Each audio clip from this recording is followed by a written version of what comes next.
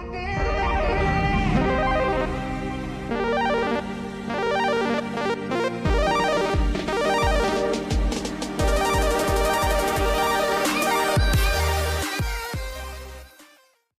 every butt stallions, handsome Jack Boy here, bringing you guys the 10th episode of my Borderlands Pearlescent Weapons Guide.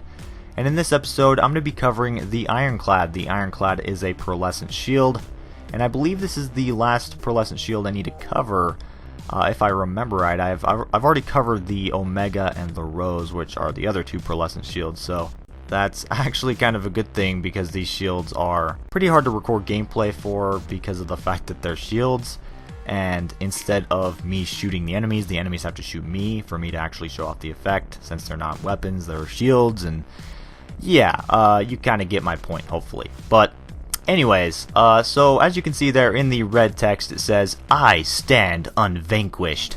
That means that the Ironclad has increased shield capacity. Now, the prefix for mine is Hardened Ironclad. The prefix for you guys will not change because Hardened is the only legitimate prefix for the Ironclad.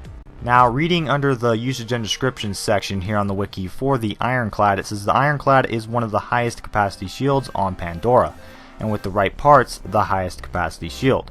That said, most of its traits come from an existing combination of a high capacity body and the high capacity pangolin material.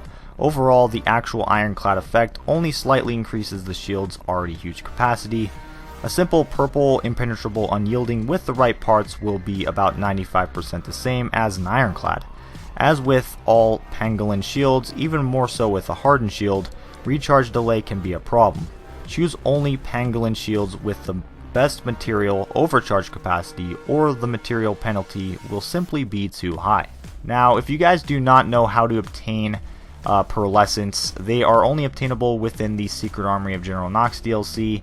And really quick reading under the drop guide section here on the wiki for the Ironclad, it says the Ironclad, as with any pearlescent shield, has a chance to drop from badass engineers, badass defenders, and badass infantry.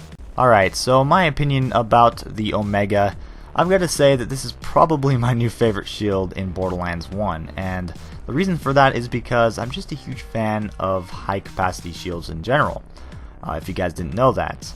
And before, my favorite shield was the Omega, which is another pearlescent shield in this game.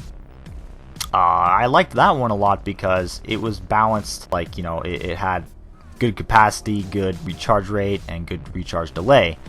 And that's what I liked about it. I'm still probably going to end up using that, you know, just to kind of mix things up a little. I don't want to just use the Ironclad, but yeah, I'm just a huge fan of high capacity shields. One thing that is an issue with high capacity shields, though, is that most of the time they have bad recharge rate and bad recharge delay, and of course in this case it has both of those. So yeah, that's definitely a bad thing for sure, but I'm just a huge fan of this shield because I like walking around feeling like a tank, you know, soaking up a lot of damage. That's pretty much one of the main reasons I like high capacity shields, is because of that.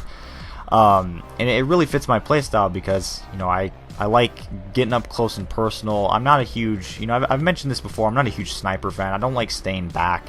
I like getting up close and personal, right into the action, running gun, spray and pray. That's my playstyle, and this shield really, you know, fits that. So yeah, what do you guys think of the Omega, or sorry, not the Omega, the Ironclad?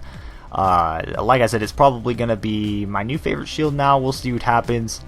I gotta get used to it, that's for sure. I haven't really used it too much, but from what I have used of it, it is really awesome, and it's definitely a shield you want to use if your playstyle is similar to mine and you like getting up close and personal.